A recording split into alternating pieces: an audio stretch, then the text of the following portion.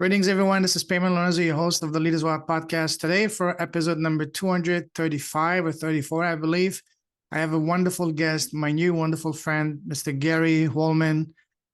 He's an incredible person, incredible human being. Is a globetrotter, is a wonderful inspiration. He's originally from New York.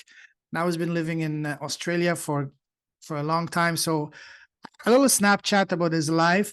At 20, he moved from New York to San Francisco. And then at 30, he moved from San Francisco to Hawaii. And then at 40, he started visiting Australia and moved there in 1997 and has been happily living there ever since then. And then in 2020, he moved to Thailand. And then the timing was not the right timing, as we know, because of what happened in the world. And he came back to Australia, and now he's been living in a wonderful community and in the countryside. And is just enjoying it and is helping. He's doing a lot of amazing things. He's a transformational coach. He's always been very physically active. He was a gymnast, springboard diving, track and field, and he used all these activities of energy to develop his own healing system to work with the body, so that he can help.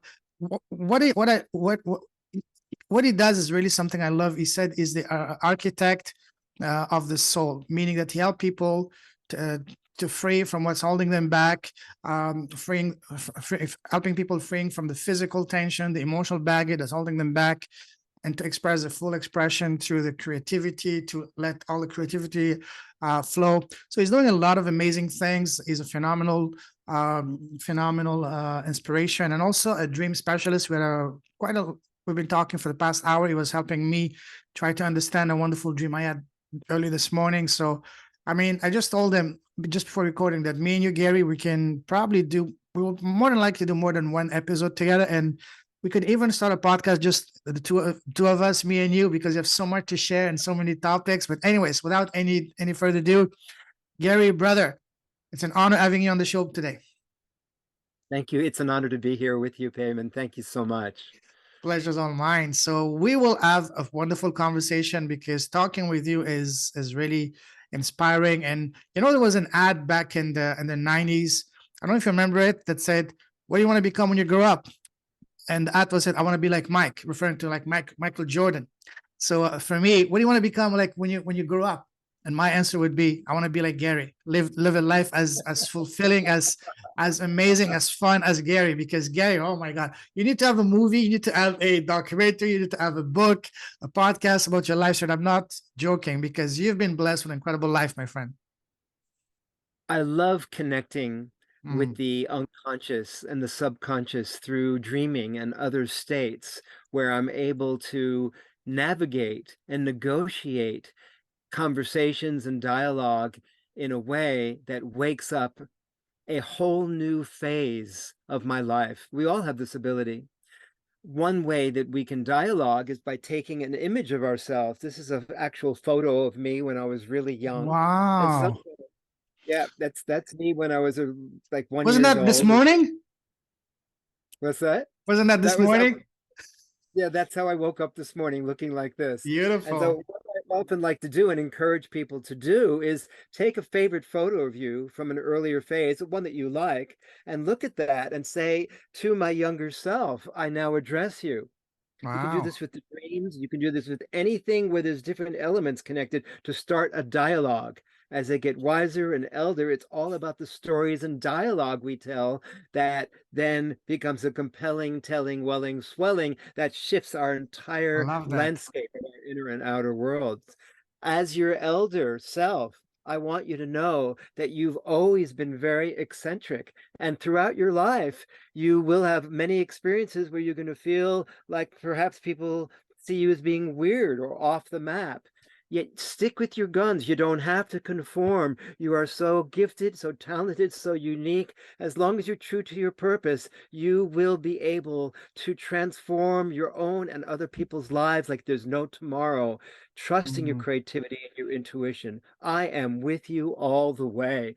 So that's a real conversation I'm having with my real younger self. And I encourage you who are listening to have a similar conversation. that will evoke a greater connection between a disowned you and a future you, where you can come through with a greater confidence and connection with yourself, with anyone you communicate with, and with life itself. But these are one of the many tools I like to use in my presentation coaching, my body therapy, and awakening creativity. That's beautiful. I love that. We're definitely going to dive into that in a moment. But before we even go into that, for people who don't know you, over and beyond what that was probably just scratching the surface of the surface. For people who don't know you, tell us, who's Gary as a person, human being? We're going to talk about your business later on, but as a person, as a human being, who's Gary? Yes, well, in my essence, I see myself as, you mentioned architect earlier, I see myself as an archaeologist of the soul. What does that mean? I see myself as one that is dedicated to freeing the physical tensions, the emotional holding patterns and self-talk, keeping those tensions and blocked limiting beliefs in place. And then underneath that, one layer again underneath that, is that massive creativity, which we all have.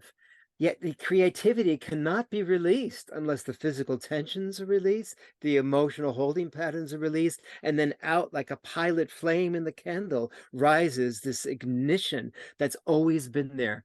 It's always been there. So how I see myself as one who is on a mission, I've always felt this way, to free the physical, emotional, and creative elements of any being, any creature I come across. It doesn't have to be human. I love the ability to bring life to greater life. This is how I see myself and my purpose here, to awaken sleeping, stuck, stubborn, stiff elements that are bound in our landscape, and I see it as bound to release. So my whole work in freeing the physicality of the body through deep stretches with my elbows and forearms and soft fists, fingers, knuckles, and thumbs, and knees occasionally, while stretching the muscles of the body and speaking at the same time in affirmations, in rhyme, like Dr. Seuss,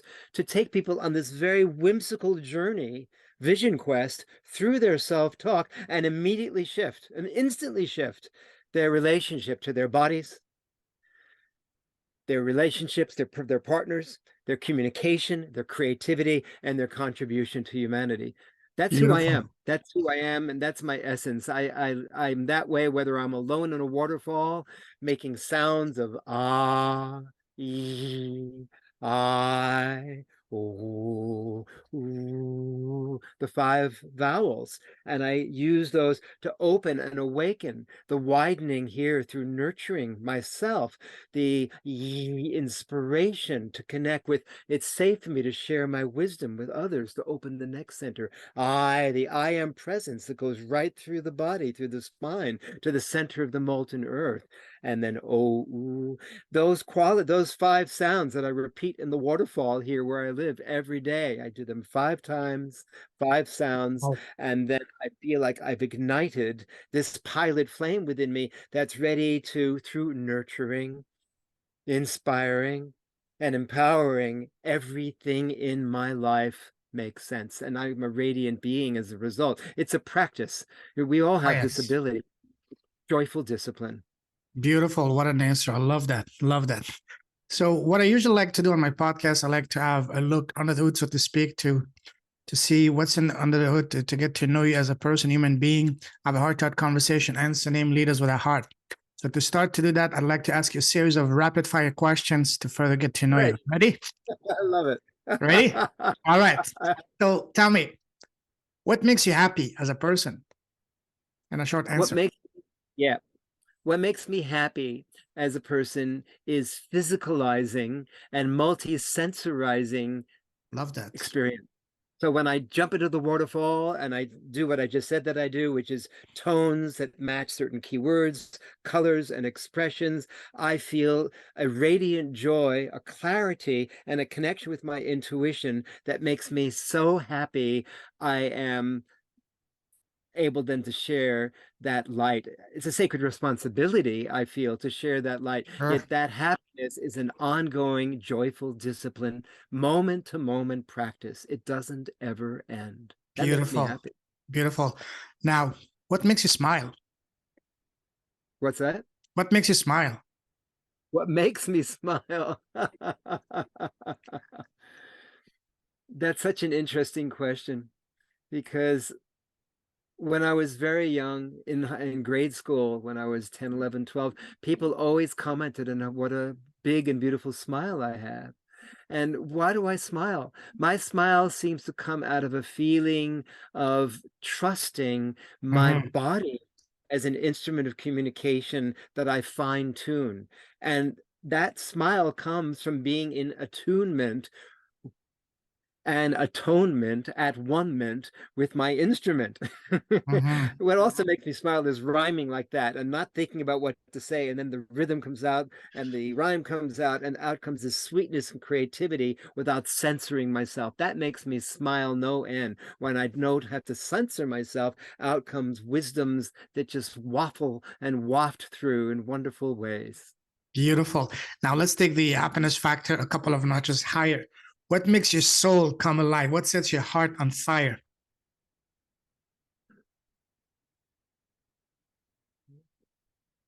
Self-expression. When I see a soul, another soul, whether it's a human or an animal or even myself, fully expressing it, her, she, we, itself, to the extent that I'm in tears, just enjoy witnessing the magnificence of that being fully expressing its artfulness.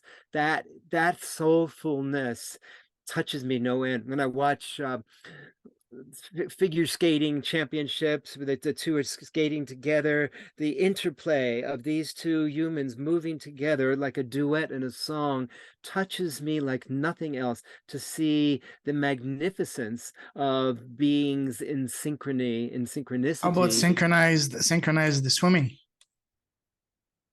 that's also something powerful, but it doesn't quite touch my soul in that way. Okay.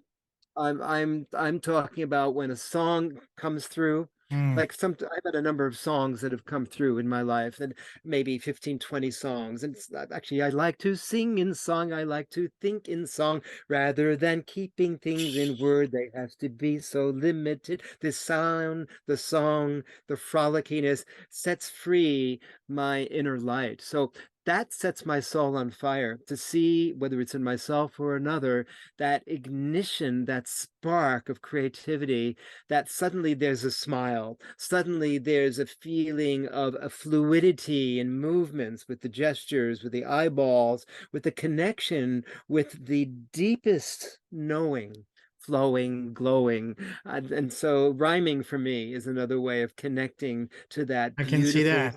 Yeah. soulful.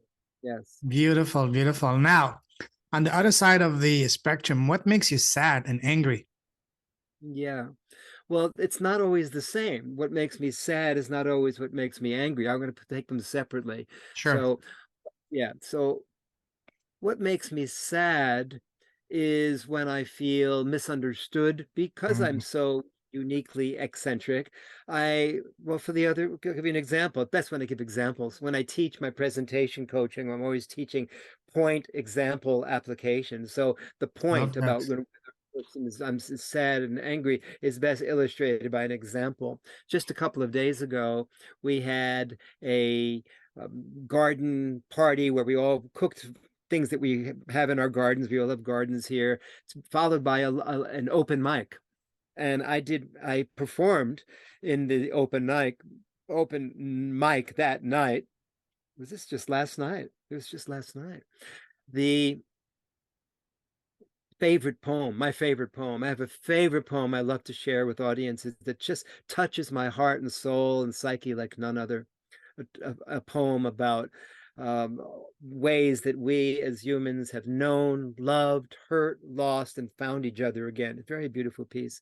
And so I shared it at this open mic. And people weren't listening. They're all having different conversations and they were all involved in themselves. And I felt really sad. and I left early because I felt like they didn't hear me. And so to overcome the sadness, I sent a message to everybody, and we have a Google's group here, and I said, for those of you, because someone said I didn't really hear it, who've missed those words and the actual lyrics of this beautiful song and poem, I'm including them here so you can hear it without distractions. And that lifted my spirit. So I turned around the sadness. So not being misunderstood or not heard has made me Mm-mm. sad. Angry. I've had a number of experiences in my life over the last 10 years since my mom and dad both passed away. I received quite a generous inheritance. And because I'm such a trusting person and a bit gullible, I put that money into one financial scam after another, and I Oh lost no. over $700,000, half of my family inheritance, from basically believing in people who looked like they were saying the right thing, and I couldn't tell the difference. So I really angry with myself and these people for basically creating a big lie and having me fall into it. And so, at this stage, rather than hold on to the anger, I know it's important that I forgive myself and these souls, to be open to the flow. I am such a creative being, of being able to, one of the creative things I do when I'm sitting in the waterfall is to envision myself on the other side of all this loss, and the anger from the loss, and the resentment and the bitterness, and to see that I am indeed the flow itself, and I'm able to create something far even greater than what I felt I lost. So I'm constantly Totally. navigating and decisioning in my consciousness to move through that anger and pain that I carry as everyone else carries. So that's my Mhm. way of moving through it. Absolutely. Wow. Thank you for sharing that. Now, what scares you other than Ah, spiders? no, it scares me. It's interesting because I'm not feeling afraid these days. It's interesting you Beautiful. asked me that, 'cause I've gone through a series of powerful meditations and rituals and ceremonies in my life that have brought me to the place of facing the unknown. Mm. And in the past, the unknown would have scared me, but because I've been making all these leaps from one country to another, from one state of consciousness to another, from one lifestyle to another, from one name change to another, from one way of living now off the grid, I'm actually become a stand for moving into the unknown. So what used to be scary for me, which was moving into the unknown or death, is no longer. I feel like I with relish, I move into unknown waters, and now I'm a bit of a guide and mentor for others to do the same. What am I scared of? I'm 71 right now. I'm in great shape for my age. I I told you, you had, don't look a day young older than 45, you know? So I said I want yeah, to look like I want to be like Gary when I reach that age, you know? a lot of people tell me that, and it's because I have a dedication, a devotion to being as physical and alive as possible, that I've kept this Mhm. body as young as possible. So about 6 years ago, 7 years ago now, I was riding a bicycle. I cut my shin, and the cut didn't heal, and I wound up having lots of pain. One day I was doing a big presentation being televised, and I couldn't walk, couldn't move, couldn't stand. I was in extreme pain. Someone suggested I get an MRI, and it turned out I was going to go into sepsemia within a few hours if they didn't cut my back open for emergency spinal surgery and laminectomy. Well, I was scared at that moment in the hospital that I would become a gimp with this amazingly acrobatic, fluid, expressive being and body, that I would never be the same. And I made a decision in that moment. I made a decision that anytime my body, my finances, a relationship, anything in my life falls apart, I choose to upgrade. And Wow. that choice took me from a place of fear to I'm practicing more inner practices than ever. I'm more conscious than ever, more awake than ever, more willing to be in service to the Creator for creation than ever, and in service to all souls who I'm graced to meet. Through moving through that fear and stepping up, I choose to upgrade. So if I'm afraid or something is falling apart or breaking down, I choose to upgrade. That's how I move through it. And pass it on for anyone here. What is your new compelling telling, welling, swelling when you are afraid or angry or in pain that will lift you to a new way above the problem that you can move through in a good and healthy and powerful, enhancing, nurturing, inspiring way. This is a choice, and for me, it's a moment-to-moment choice. That's fascinating. Please expand on what do you mean that's a time for you to upgrade. Upgrade. What do you mean by that? Yeah. And how do you achieve that? Well, for example, when I was in the hospital laying on my back with all the stitches in my back and I couldn't move and I couldn't sleep on anything but my back was half stitched up, half my back was stitched up, the whole bottom half of my back was cut wide open. I remember saying to myself, I choose to upgrade. And what do I mean by that? Well, for example, ever since that time, this was 7 years ago, even though I was already physically active and I did my sports and I did my meditations and my movement, meditation, expression, dancing all the time, 5 rhythms dance classes, and I've become a dancing freedom facilitator. I've upped the ante of giving myself more time and attention every day to go inwards, to practice practices that help me feel attuned with this instrument of communication, this body that we have. And so I've chosen to give myself more nurturing, empowering, and inspiring attention as a way of upgrading. In relationships, or if something falls apart or breaks down, I get a better model if I can, or I choose a better model than what I thought I lost or that I'll never get back again. So it's just a matter of, I'm very creative, so I'll pick something more colorful or more vibrant or a better model of what I thought I lost before. It's simply a choice and using a lot of creative imagination to do so. But do you visualize the perfect, for example, let's say you're sick, you're in hospital, your back is open. You visualize yourself as being fully healthy, vibrant, full of energy again. This is what you play. It took me months to get to that state. I couldn't do that when I was in such pain. Sure. I didn't have that. No, I didn't. But I'll tell you some things that brought me to a new level of courageous expression. I do the best by giving you examples. So there I was, about a month after the operation. I was at home. And I had a hospital team that was giving me massive amounts of, what do you call that? The penicillin and Painkillers, the yeah. antibiotics, injecting me in the morning, injecting me in the evening, so to be sure that I knock out any possibility of the staph infection from my body. So this was 9 in the morning and around 5 in the afternoon. And I had signed up months before to do a presentation of my Transforming Your Message with Your Body and Your Voice interactive workshop at a men's retreat that was about 3 hours away. And I was telling myself, oh no, poor me, I can't go. And then I suddenly had a revelation. Wait a minute. If I get my first injection at 9 in the morning and I drive my car for No 3 way. hours to this men's retreat, I could have lunch with the guys, I could do my presentation, and I could get home in time for my second injection. Well, that's exactly what I did.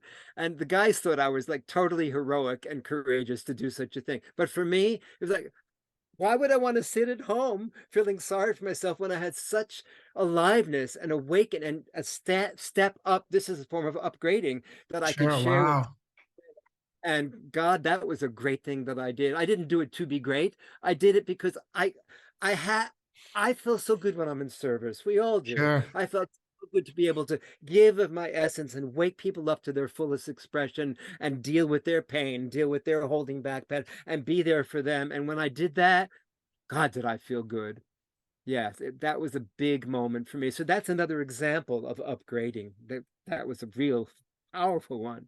Did you make it back on time for your 5 o'clock shots? Well, actually, I was going back so fast in my car that I had a car accident with the Oh no. and I had to have the car towed. I did go to the hospital, and instead of them coming to my home, I got the same injections at the hospital by waiting in emergency for the inject. And my car, I got the car fixed. Hundreds of dollars of damage for going so fast. I went faster than I could. I was like going Wow. 110 Wow. just to get there. But it didn't hit anything. I just kind of went into a field, and the whole bottom of the car kind of broke open with the oil spilling out.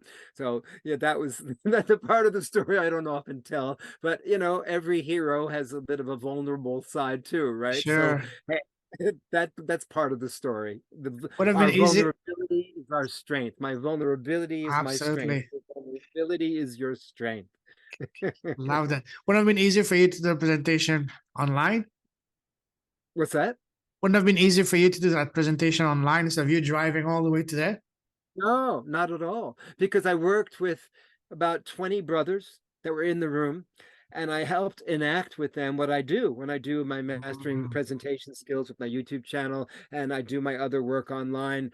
The work that I did there was I took people one at a time back to moments in their life where they froze, where they held back their self-expression or their confidence, and I helped replay that moment, utilizing all the brothers in the room to play out the different characters in the story, the mother, the father, the sister, the brother, the teacher, the lover, and exaggerating, because I like using theatrical tools and techniques, their worst fears by making the situation Monty Python-like, even bigger than life, by exaggerating the situation with everybody there physically, viscerally in the room. People were crying, people were laughing, people were dancing, people were singing, and the person who is going through the vulnerability of their drama and their trauma released it with the support and the witnessing of all the brothers, and my physically being able to work with them, turning the whole group into a moving sculpture and a piece of art form. I don't think I could do that online. Not nearly as well. I No. can see that. Yeah. No, no, no. It's something that are better done in person. Yes, absolutely. Absolutely. However, since COVID and whatever you want to call this has struck, since I was in Thailand, ready to move there in 2020, I was actually part of a holistic center. I was asked to be part of this team.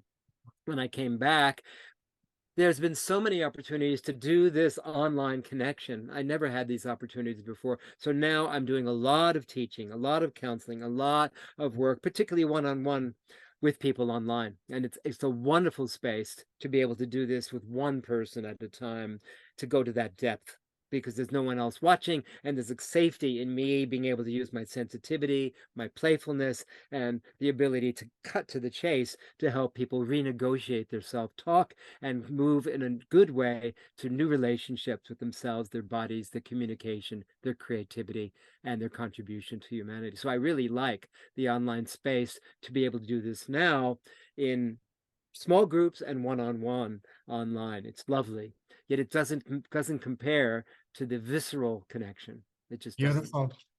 Beautiful. What would you say is your number one personal superpower?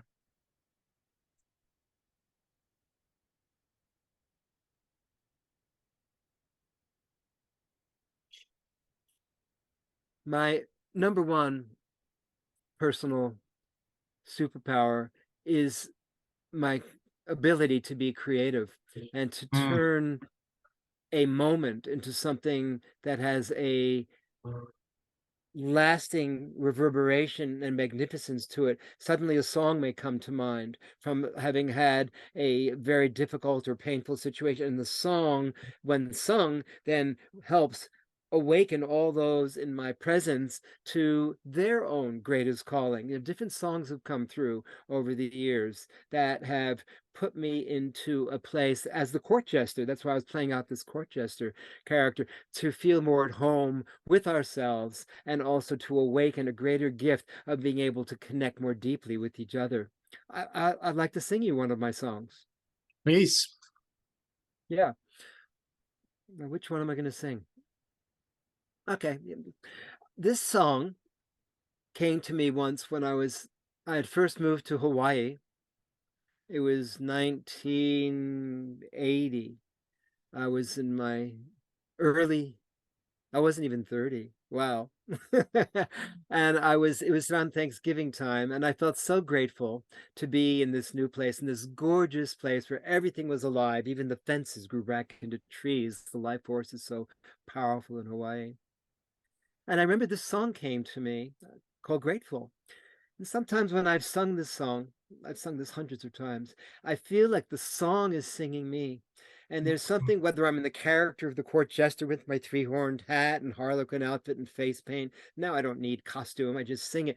Something about this superpower, about being able to turn an evocation into a ritual that awakens people's awareness like none other. So I'm going to sing you this song, and I'd love to hear your honest Sure. um, feeling of what has been received by you when I sing it. It's a song of gratitude, and it goes like this. I'm grateful for the things that last, grateful for those that pass. Grateful is this song I sing, close to my heart, with full presence of wing. Grateful is this dance we dance, passing through here, our souls in hands. Passing through here, we add good to this place. Our lasting visions, awakening the race. We're grateful to cooperate, for in blessing together, create beauty in our faith. And awakening, radiating joy, joy, joy, joy, joy through each other. We are born to heal ourselves and one another. We are born to celebrate ourselves and one another. Beautiful. Love it. Wow. That song just came through once. When I sing it, and when I sing it with full feeling, and I take time not to rush the words, I really feel like something is transmitted that is an awakening of people's consciousness. So when I'm creative, whether it's writing a song, doing a painting, these days doing a lot of videoing, I love this. I love the online space of being able to navigate the online space and be able to connect with fellow humans, to show a way of connecting with our humanity that perhaps we didn't before because we've been suppressed or pushed back. So in these days, rather than singing songs, I'm more focused on utilizing, frankly, this online space to wake up fellow humans to our fullest expression, honoring of our deepest connection to our core, and to be able to share that with others in a way that is catalytic and converts and helps others move through this cocooned glue. God knows we are here to, at this stage, create new stories, fresh glories. We dance and sing. Yes, we are awakening. Yes, we are remembering. So that combination of song, verse, ritual, and sharing that with fellow humans, whether that's live or in a recorded session like this, for me, is where my superpower of creative expression. If left alone and I'm creative, Mm, I feel like I wake up and it wakes the whole world. Everything makes sense when I tap into being creative. beautiful. And those songs, those inspiration, do you feel that they're being like channeled through you? You know, what's the word channels? You know, I remember Guru Bhayanananda, who's a wonderful Mm, speaker, saying, you know, the whole world is television. You telling me your vision, I tell you my vision. It just all depends what channel you're on. You know, we're all channeling. We're all channeling at every moment, and it's not a mm, big deal. Of course, it's channeling, and yet I don't make it a big deal. Channeling, what is channeling? Channeling is tapping into the creator, tapping Yes. into the essence of God, goddess, goodness, all that Higher is. self. And when I tap into that higher self and I feel the wisdom of my higher self, the wisdom of my heart, the wisdom of my body, all speaking at once, then channeling simply becomes recognizing the signs, the murmurings, the moments, the murmurings that are all messages from the unconscious through the body as the instrument of communication. So channeling is just, for me these days, when I do body therapy or when I'm doing my Mm. coaching work, it's cutting and pasting this constellation of conversations with connects us all. So when I can pick this frame, that word, this song, that phrase, this intention, that image, and I just put it together, I don't think about it. It just comes together in this wonderful stew. When I don't think about it, it comes together even better Mm. than when I attempt to figure out how to do it. For example, channeling. I've been doing so much body therapy in my life with my hands that these days, when I'm looking for something, I could look forever when I think about where did I put it. But if I pick my hand and I trust just reaching it for a moment, I'll land on the object I was looking for, maybe in 2 seconds, maybe in 3 seconds, because I'm trusting the channel of intuition of which I am connected, of which we're all connected. So it's not a big deal. We're all channeling. When we get the hocus pocus out of the way, then every moment is a miracle. Every single thing we can do, think, and say is an expression of this intuition, into it, into me see, intimacy. It's all about this play of words that connects us with our deepest well of wisdom. It's always there. It's a matter of just recognizing the signs and tapping it. Love that. Wow, that's powerful. I love how you connect some words like into me, intimacy, and all that. That's so beautiful. I love playing with words. These Oh, days, yeah. since I'm not physically to be as physically acrobatic as I did once, I do it underwater with spins and twists and meditations and intonation. I love to play acrobatics with words and using words in a good way that turns around the meaning and expressions. Here's a good one for you. When I do my presentation coaching with people, whether it's online or in person, and someone says, I have to do this. And something that they have to get into a new phase of life, new stage, new expression, new ability, new skill they want to bring out. I say, wait a minute. Notice the difference when you say these words. I have to do this, and I want to do I it. have this to do. I have to do this. I have this to do. It's the same words, but we've changed the order around. So by playing with the words of I have to do this, which is urgency, emergency, fight, flight, freeze, to I have this to do, it creates an invitation rather than a compulsion and obligation. From that invitation, wisdom parades and pageants and pleasantries all the way through. There's something about being playful with words that brings out a deeper connection with the unconscious that I love. Beautiful. Love that. Wow. I can listen to you for hours. It's Let's not move. just our first conversation. I'm sure we're going to have many more. We just finished the introduction. So we've been like 40 minutes. This is gonna be a 2 or 3 part show, but anyway, I'm loving it. So now let's move forward. Let's talk about traveling. You like travel, right? Traveling? I have enjoyed traveling outside and inside. These All right. days, more inside than outside. But I have traveled all over this earth, and I love travel.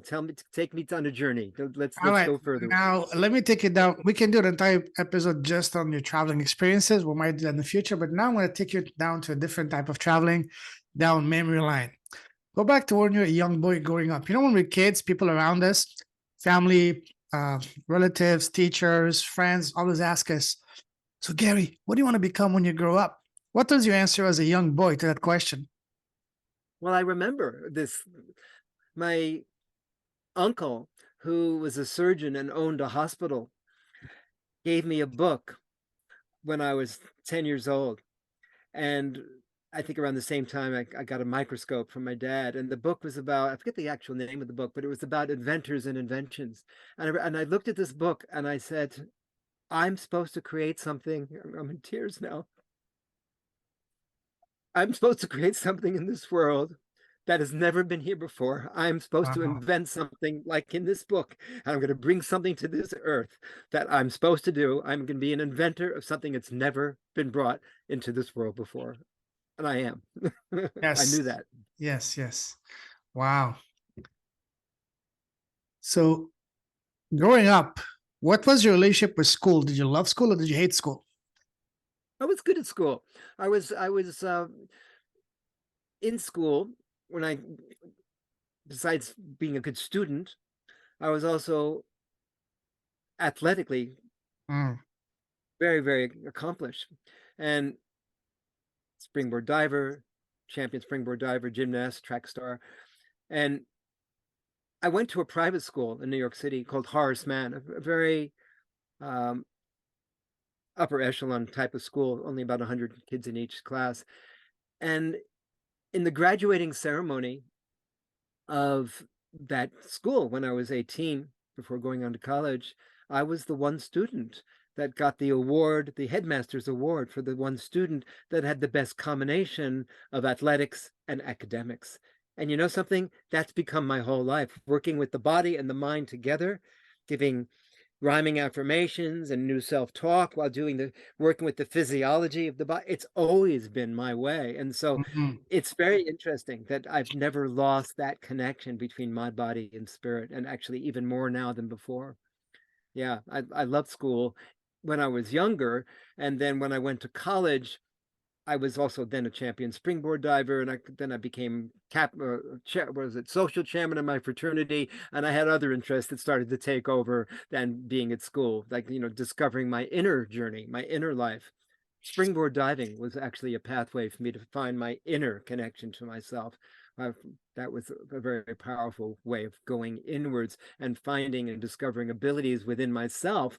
If I could do this with my body, I could do this with my mind. I could bring great things out into this world. And that's what's happened. It's Beautiful. been an amazing. What was your favorite subject in school? Say that again slower. What was your favorite subject in school?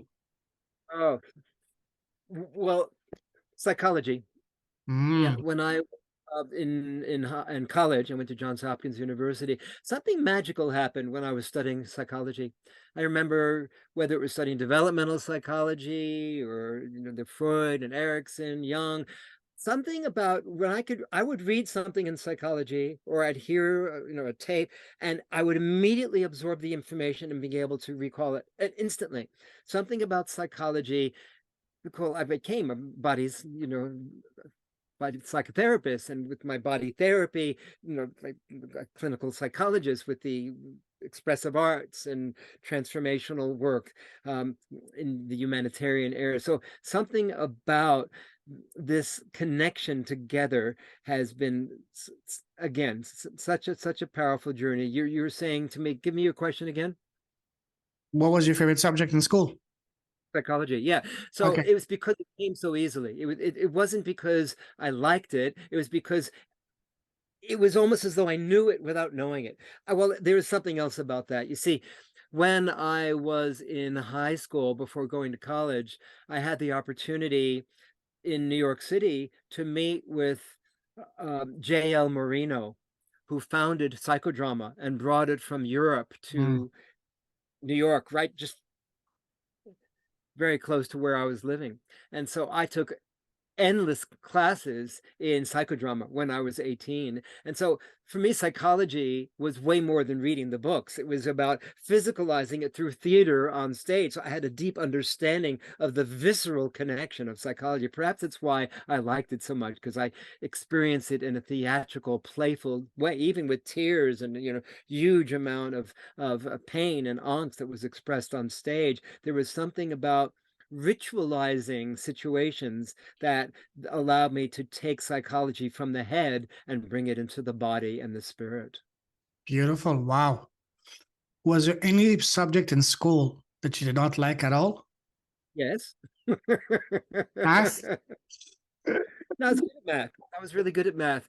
Yeah, I was good at math in high school. What I didn't like Hmm. was, well, actually, integral calculus in college. I could not figure it out at all. When I was in high school and I was studying geometry, because I was so much into gymnastics, I could feel the relationship of of objects moving through space. I dreamed that way. So that was really easy for me, geometry. But when I got into integral calculus in college, I couldn't get it.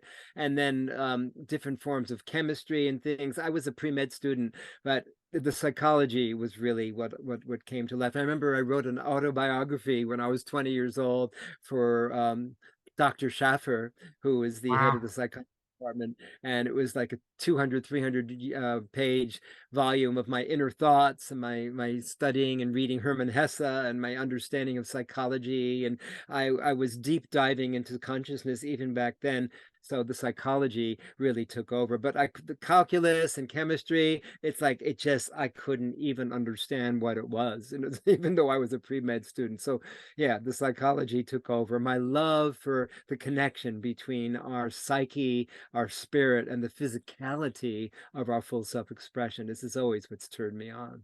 Beautiful. Do you still have a copy of that autobiography that you wrote when you were 20? Yeah, I do. Ah, I have it amazing.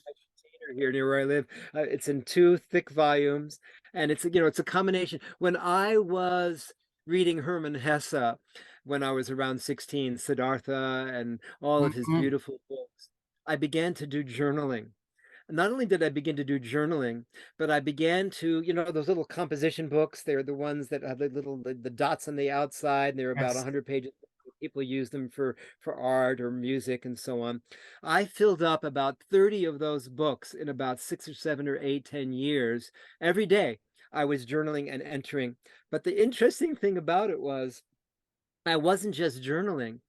I was numbering every page, circling every theme, and listing the in the glossary or the index every subject with all the page numbers of all the subjects that I've been writing about for 8 years in these journals. So that Wow. was a great part of my journey. I don't have those books anymore, but out Wow. of those books came this autobiography. So they're all basically little excerpts from those days, that particular Do you have any two plan of volume. publishing that autobiography from No, when you're 20? no, Would no be interest in fun. What's that? Would be No, fun. be fun, but I don't have an interest in publishing it. I've reached a phase also with my YouTube channel now, Mastering Mm, Presentation Skills, of taking the best of my writings and my poems, my songs, my paintings, my stories, my videoed moments, and putting those into a form that can be easily offered to humanity. Otherwise, people can't relate to all the stuff. So I'm more sure. focused on bringing out the best of the best within me and within everyone else I meet. That's where my focus these days. Beautiful. That's beautiful. What was your first job? My first job, I was 16 years old. And I do you was remember? teaching. And do you remember how much you were getting paid for that first job? I have no idea. It wasn't much. But I remember my first job was teaching cartwheels Wow. to all levels of people who are at this day camp, Badger Day Camp. I was teaching for a whole week. This is my first job. Uh, how to do cartwheels and roundhouse because I was into gymnastics even at an early age. For a whole week, I was teaching nothing but cartwheels. It was my first job. I loved it. Beautiful. Wow. Now that's a beautiful job. So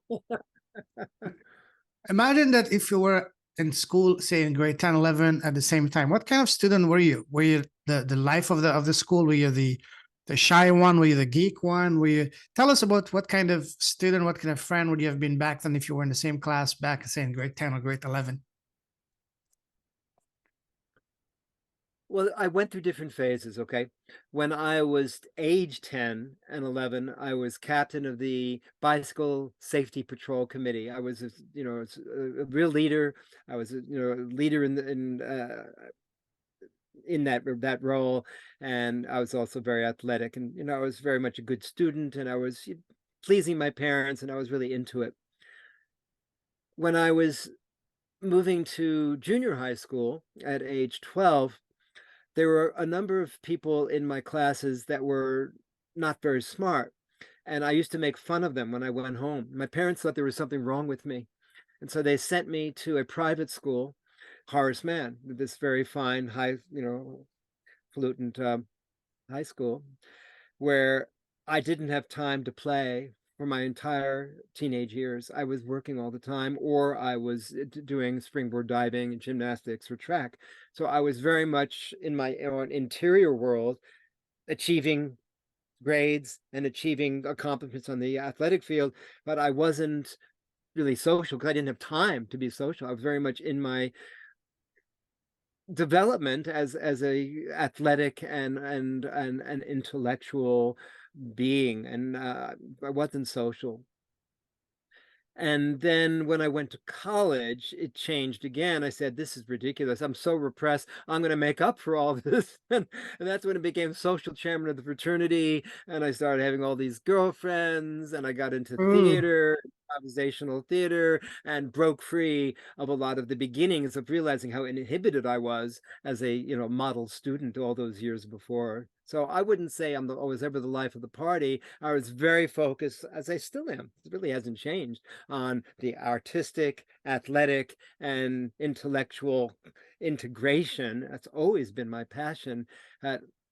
I wouldn't say I was a loner, but I was eccentric and weird. People, I remember one person in school, we were driving back and forth in a taxi, and he said, "Oh, you're speaking in Wohlmanese. I don't know what you're talking about." Because to be different and to be heard, and before I became the court jester years later, I feel like I made myself into this exceptional character so I could have my own individuality be recognized rather than try to fit into the mold, because I knew I couldn't fit into the mold. I never fit into the mold, even though I was a star in their eyes. I always felt like I didn't fit, that I was mhm. wildly eccentric. And then when I came out as a court jester, and when I was 30, when I moved to Hawaii, that was a way that I could authenticize my eccentricity in a way that the jesters in the days of old were the ones that could share the wisdoms with the king about the king's going to get killed, but doing it in a form of poetry or a play where they wouldn't get their own head cut off. So that became a way of me getting noticed and being able to be recognized by being different, by leaping into creativity like there was no tomorrow. So that takes you beyond school to where I could substantiate my eccentricity and be recognized for it without having to fit in or trying to fit in to other people's movies. So yeah, so I'm a stand for people's discovering their own individual unique expression and bringing it out into the world as a result. Beautiful, beautiful. Now, let's move forward. Let's talk about your path from the moment you left school to now. So we're going to go step by step. So you mentioned that you at one point you were in pre-med. Did you That's right. pursue that, or did your path change after that? Okay. When I was 20, I graduated from college and I Mm-hmm. applied to probably about 50 medical schools, and I didn't get in. And I had an opportunity at that point to take some more studies and to apply again for medical schools the second year in a row. But by this time, when I did that, I noticed my whole body got very constipated, and I physically didn't feel inspired about the Oh. process. I felt like I was, literally all blocked up within myself, and I didn't get into medical school. I did have an opportunity to travel to Guadalajara in Mexico, or to go Mhm. to France, or Spain or something, and go into medical schools there, but I didn't. I wasn't willing to make the shift. And one day, this is an important story. I traveled from New York, where my family was, to visit a fraternity brother from that fraternity that I was social chairman at Johns Hopkins University in Baltimore, to meet his father, who was a psychiatrist, because I was telling myself up to that point that I wanted to be a child psychiatrist. And so I met this man. I traveled up to Boston to meet this man. And he sat there with me. I remember this vividly because this was a turning moment in my life, this story I'm about to share with you. He turned to me and he had asked me, why do you want to become a doctor? And I told him my reasons. And he looked at me and he said, son, I see in front of me someone that's just described power, prestige, position, security, wealth, finances. Yet who I see in front of me is a caring, creative, humanistic soul. Have you heard about the California schools of professional psychology and the new field of the human potential movement that's just forming? You, with your gifts of creativity and expression and your connection with humanity, would find your own way so much better, following your own wisdom, your own truth, your own tuition, not trying to fit into your parents' movie. Well, I left his house, and for the first time that I can ever remember in my life, now I teach this, I was walking down the streets of Boston, and I was shouting out loud on the street. My whole body was shouting, yes, yes, yes, yes, yes. I felt a yes, a visceral yes that connected Wow. me, my deepest knowing, from someone who recognized my humanity, my soul. When I presented, I want to be a doctor, he said, oh, wait a minute. I see who's in front of me, and I'm going to tell you what I see. And you know what? Now, with that same energy, well, about 3 weeks later, I said to my mom and dad with these two huge suitcases, Mom and Dad, I'm leaving home. My mom knew I was never coming back. It was the one time she said she ever cried in her life. And I went to apply to these California schools of professional psychology. I didn't get in, but I opened up the whole life of entering body therapies, all these humanistic psychologies, my deep dive into who I've become as an adult, getting into painting, art, creativity, all of these wonderful healing modalities, and discovering my own through that pathway of letting go of trying to fit in to someone else's movie. It's interesting. When I was in San Francisco and I was doing all these studies, I then hungered like Dorothy in The Wizard of Oz to go back home. So I went back to New York and I didn't do the body therapy and all that I've been learning from all these wonderful masters for years. And yet something strange happened. They say primogeniture in the feudal ages, when you want to really have a field be fertile, you want to leave some of it empty for a period of time. So I didn't practice my body therapy for about 3-4 years, but something amazing happened when I didn't practice it during that time. This healing modality that came through me years later came when I stopped practicing. This ability to be the archaeologist of the soul and to be able to free people's physical layers of tension and then the emotional layers of tension after, to free the creative gifts of expression, came by realizing the combination of working with breath, sound, visualization, waters falling, sunrise lifting, with these at the same time. That's become my modality, connecting breath, sound, visualization, stretching, and rhyme. That multi-sensory, multi-dimensional process allows an immediate encoding of the new self-talk and the muscle memory while stretching the muscles on the exhalations, while the self-talk is being administered and planted into the landscape of the body at the same instant. People have instantaneous, substantial, sustainable shifts in their relationship with their body, their partnerships, their communication, their creativity, and their relationship to humanity. So that's been my life path. I've become a doctor. I've become a PhD doctor. I went to the Institute, the International University of Professional Studies. A friend of mine is the chancellor of it, IUPS. It's in Hawaii and California. And I basically have a PhD in transpersonal psychology and expressive arts, which is so much true to my own nature. I've become a doctor in my own right. Beautiful. Beautiful. So when you decided not to go to the traditional medical route, but to go to what you were more in line with your soul, how was the reaction of your parents? Were they supportive? Were they disappointed? How was the reaction? They were disappointed. And when I wouldn't listen to their advice at that stage, about getting into real estate or something. My father was a CPA. He is one of the most successful ever private chartered public accountants in New York City. I wouldn't follow his path either. They were upset that I wouldn't follow the norm. And so around that time, I went back. I received someone's invitation to join them in California and to continue with the body therapy and to continue. Now I help create like a vision for creating centers for body therapy.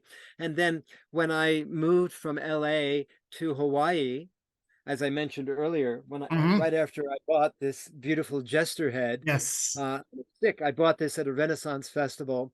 When I bought this stick, which called to me, because I had all this creativity, you see, from my body therapy and all these processes that was pouring out of me, poems, plays, art, all these different ways of being creative. When I moved to Hawaii, I mentioned earlier before this recording that I met a woman who was a costume designer at the University of Hawaii, and she knew that I did my form of body therapy, very sophisticated form of freeing the physical, emotional, creative elements of one's being. So I traded with her, giving her like 10 sessions for making this beautiful Harlequin outfit with the Jester hat that I still have. And I came out, some people come out, they come out and being gay. I came out as a court jester, which is kind of an androgynous character anyway. When my parents heard that I became a court jester, that was the end. They thought that they really did something wrong. Oh my God. He disowned you. He lost his marbles. We sent you to the best camps. We sent you to the best schools. We've given you the best education, and you've thrown it away. You're a court jester. What have we done wrong?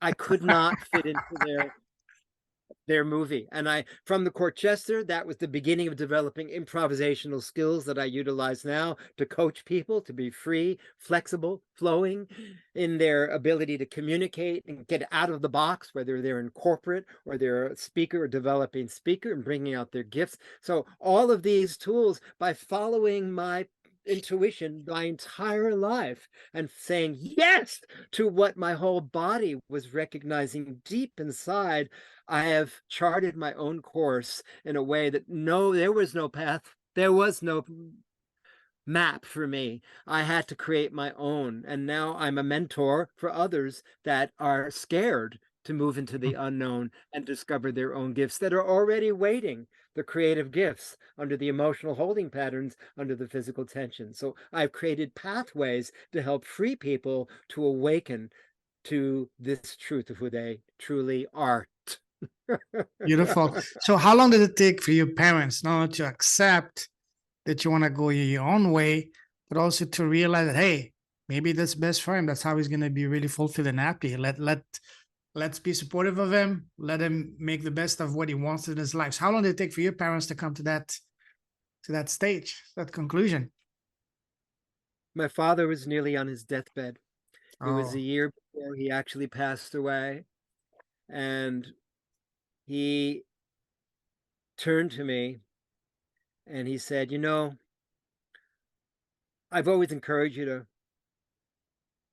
do all kinds of things with your life. You're so creative. You would jump off the house, the roof of the house, and you know, I would say you can make a living doing that. Or I would always encourage you to do things that were beyond the norm, and you actually did things that were like way off the map or the road map or the square that we put you in. And I have to say, we've really disagreed with your life choices. We wanted you to do something that's safe, secure, professional, intellectual, that uses your amazing mind and your ability to be a leader or world leader, running a company. The life that you've chosen, we do not agree with it. We've not agreed with it. But I have to say that I see that you've been true to your soul, and you are happy because you've been following your truth all this time. And your sister, she's done all the right things. She became the person you never wanted to be. She followed on. She went to the Harvard Business School. She has her own business. But you know, we see you. You really have followed your truth, and we see you happy because we see you're helping so many people in your life. We're so proud of you. He said that, Wow. you know, when he was I'm ready to getting lose his. emotional here, so I can imagine you. Wow. Ah, thank you for sharing Beautiful that. moment. Yeah, Yeah. it's a beautiful moment. But you know, at the end of the day, from my limited understanding, is the whole point, the whole purpose of life is to find your true happiness. So people may not agree with it, but at the end of the day, it's about you finding your own path, your own happiness, your own, how do you say in French, your own spot in the sun. You know, as long as you find that spot in the sun that makes you happy at the core, then that's success. That's what life is all about. So, wow, that's powerful. So that was for your When I father. How about your mother? no, the opposite. My mom, it's a harder story to tell. Mm, She was gifted when she was in college. She met my dad on the state subway train in college. She wow. had a very gifted career in front of her as an advertising executive. She was brilliant, but also very artistic. My Mm, father very, and she met my father, who was a gem of a man, and she asked her friends. She would tell me the story. What should I do? Should I go about my amazing advertising career, or should I marry this guy? He's a great guy. And her friends gave her this advice. They said, you know, you can always have a career, but you're never going to meet someone as gorgeous that's as true. this man. So she did. And in doing so, she gave up her identity. Oh, And in giving up her identity, when her sister, her youngest sister named Gladys, her youngest sister, died of leukemia suddenly, and I was the firstborn. That took her 3 years to get pregnant with me. She was desperate to have a child, desperate to have someone come through, and she couldn't because her body was in such shock from her sister dying. She got all the right hormone levels up, and she basically went to the best doctors in New York City and got all of her life force up, and then out I came. She was desperate to have me, and she poured all these expectations into me to be that successful one that she couldn't be in her career into my life. So no matter what I did, no matter how many A's or A pluses I got in my life, she was an Aries, kept pushing me, pushing me, pushing me to do better. And I developed this huge insecurity, and I couldn't stand being around her because I always felt like I was never good enough. That's how I developed my core wound of I'm not good enough.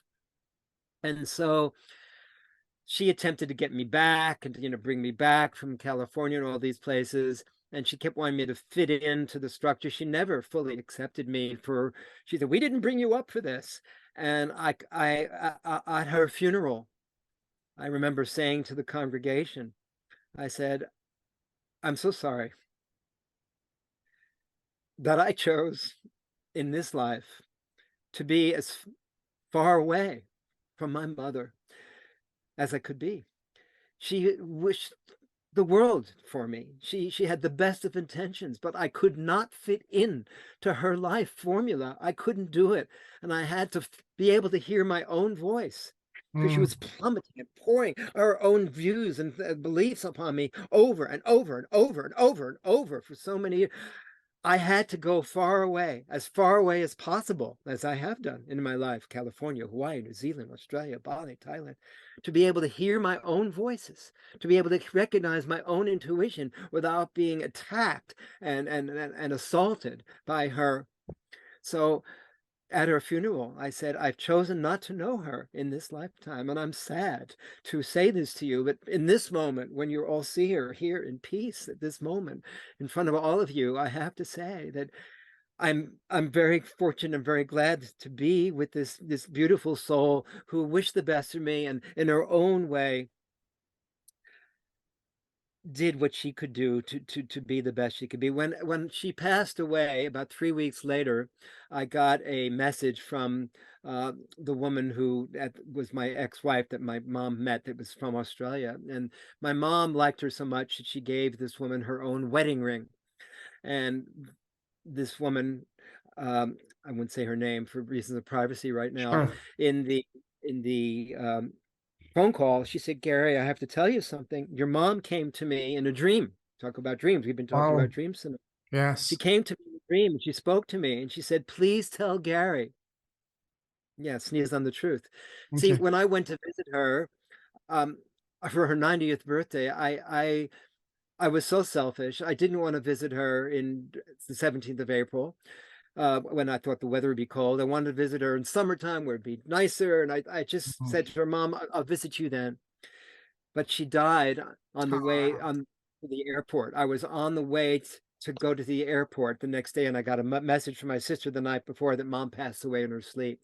oh So my no. ex-wife had received this message from my mom. And the message was, please tell Gary that I'm so sorry that I was not the mother that he wanted me to be. Please tell him that I was just doing the best I could, and I want you to let him know. I want you to tell him that I was just doing the best I could, and I couldn't carry the weight anymore. That's why I had to go before you could come to visit me. Please let him Oh know the best I could, and please tell him I'm sorry that I couldn't be the mom that he wanted me to be. So that's the story of my mom. Yeah. wow. So powerful. So touching. Thank you for sharing it, Gary. Wow. That is beautiful. Mm. You know, Yes, yes, yes. And my mom was so artistic and my dad was so theatrical. And I've got the best of both of their qualities. One day my mom turned to me and she said, Gary, you've got the worst of both of us. You've got my volatility and dad's, gullibility. And I couldn't be around this woman. I would have a dream and she'd say, your dream means this. I go, oh, no, it doesn't. It's like, I just couldn't stand being around her because she would tell me how to live my life. And that my first words in this life were to her. No, no self. She wanted to show me how to walk. No, no self. And my whole life's been a stand to help people recognize our own individual, unique nature. And perhaps that's why I have to be grateful for the gift of being born to such parents that wanted me to fit into society. And I'm not a misfit, but I sure don't fit in the normal way that anyone that I've ever met does. And I have to thank them for paving the way for me to be able to be this individualized and this fully expressive and unique and feel good about it without feeling like I had to fit into a formula. So that's a bit of, my relationship with my parents and how wow, I've come to be who I've come to be. beautiful. Would you say that while we're talking at this kind of, I don't know if it's channel, whatever, that in some ways, the fact that your parents, in a way, were seeing their dreams being realized in you because they had their own dreams, but they have to follow what society, the parents want them to do. Like, for example, for your father to follow successful professional career in accounting, your mother, advertising executive, and then she decided to marry your father and then focus on that. Right. In a way, they kind of, not abandoned, but didn't dare to follow their dreams, their heart, just to do what was expected of them to do by their parents, by their society. And then they expected you to do the same way, but in a way, deep down, they hoped that you would stand up for yourself and say, no, this is not my path. My path is this. Even though on the surface, they were not in alignment with you, but deep down, they were actually cheering for you because you were doing what they didn't dare to do. Do you see it that Correct. way? I do. I remember one day my father turned to me and says, why don't you just get a normal job with, great medical benefits and a great retirement plan? I said, Dad, I'm on a mission. He said, what are you on a mission for? I know what I'm here to do. And so just before my father passed away, my transformational body therapy method, which I had called the Wohlman method for the whole person, playing again with words, Wohlman, whole, Yeah. had become government endorsed by the Department of Education and Training in Queensland, where I was living in Brisbane at the time. And it was such a heroic experience for me that what I was on a mission about all my life was actually being authenticized by the government in Australia, being recognized as a form of therapy, that there's no such thing like it here in Australia. When I told my father that and my parents that, I remember we were sitting at dinner in New York. My father turned to me and he said, "Gary, I see that you've done what you're here to do. You know, you've done something that's helping you feel happy with yourself. You're helping so many people. It's not the way we would have seen you, yet we're proud of you for Wow. having also the recognition. That's because it was the recognition for him that was important from society. And I started to get it like a year or two before he passed away. And that was a turning point in my relationship with him and his feeling proud of me in an outer sense and not just on an inner sense. That was a Uh, big deal, yeah, that that one moment. probably must have been one of the most gratifying moments to be recognized, not recognized, but also to be appreciated, because we, subconsciously, some in a way, we look up to our fathers. We want to make our father happy and proud of us. And you feeling all most of your life that he was disappointed with you and your choices, and then finally him telling you that must have been an incredible, not sense of relief, but also sense of accomplishment and the greatest reward for you personally as a human being. That's how I would see it. Would you agree with that? I agree with that. There's another layer here to add. Mm. When I was in my early 30s and I had just come out as a court jester and I started to really individuate in the ways that I chose to individuate, my mother told me for the first time that her great-grandfather played clarinet for the Tsar in Russia, and his Whoa. brother was my mom's an artist, quite a good artist, and my dad, very much a good actor in theater and along with sports and things himself. But because they hid from me in my entire schooling, all of my schooling, and 10 years beyond until I was well into my 30s, that there was one artistic bone in my body because they said, you can't make a living doing your art. You can't make a living doing creative things. You have to fit into the formula. That's what we said. That's what you said to Peter before. And as soon as I heard that, that was also confirmation. Why did I choose being a court jester? Or did it choose me? You know, I felt like I was called to do this. And Mhm. when I heard that from my mom, that there was this artistic and creative elements in my ancestry, I felt like, wait a minute. I may not be pleasing you, mom, dad, to fit into the culture here in New York or society that is fitting into the mainstream, but I am connecting to my ancestors from deep back before of what these gifts are coming out, and I honor these and I'm bringing them out for full self-expression to assist other souls who are traumatized and pushed down and oppressed like I have been, to be able to free the same in their lives, in their psyche, in this life. Or perhaps it could be a reincarnation of your grandfather in this life. I'm not sure I got that one. Or perhaps you could be in some way the reincarnation of your grandfather in this life. I'm a great I don't know that that's necessary. I feel like I've carried on, like when I do some of the family constellation type work, when I'm doing coaching and counseling and therapy with people online or in person, I have people line up the male people, the males on their right side of the body and back of them, and the females as a line, like dominoes on the left. And if I were to turn to my great-great-grandfather now and speak to him, I would say to him these words. I've never had this conversation before, so I'll do it with you fresh.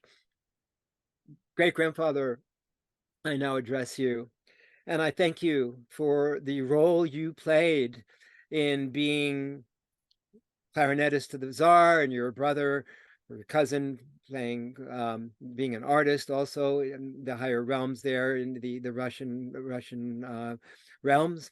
And I have taken the wisdom and the lineage that you started that was forgotten when my parents and my parents got into the clothing business and getting into chartered public accounting and advertising.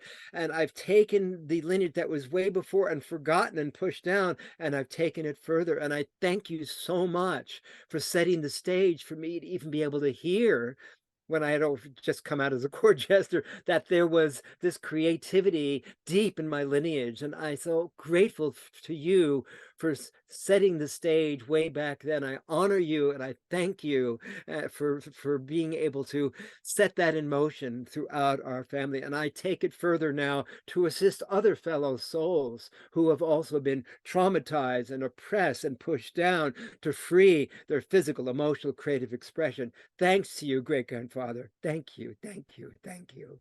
Beautiful, beautiful. That is powerful. Wow. Thank you for sharing. That's wonderful. Thank you for evoking.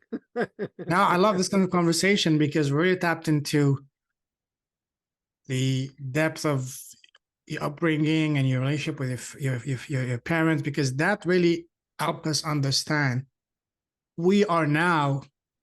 Yeah. And what contributed to you being you and why you chose that path. We haven't even talked about your path.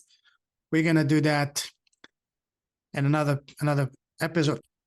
Wow, that's powerful, Gary. I'm really honored and blessed that I've had this wonderful conversation with you, and for you to open up to us. At times, both of us actually we got emotional because you have a very powerful story, a story that is definitely worth sharing. And we're gonna dive even deeper next time on that. But for now, we're gonna end this conversation for this and do a part 2, eventually a part 3.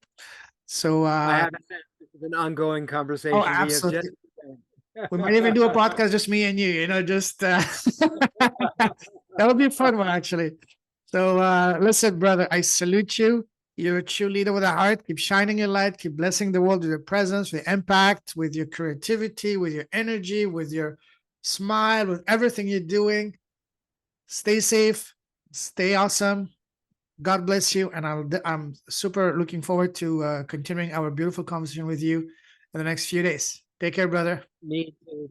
Blessings and dances on your day. Thank you, brother. Take care. Ciao, ciao. Bye.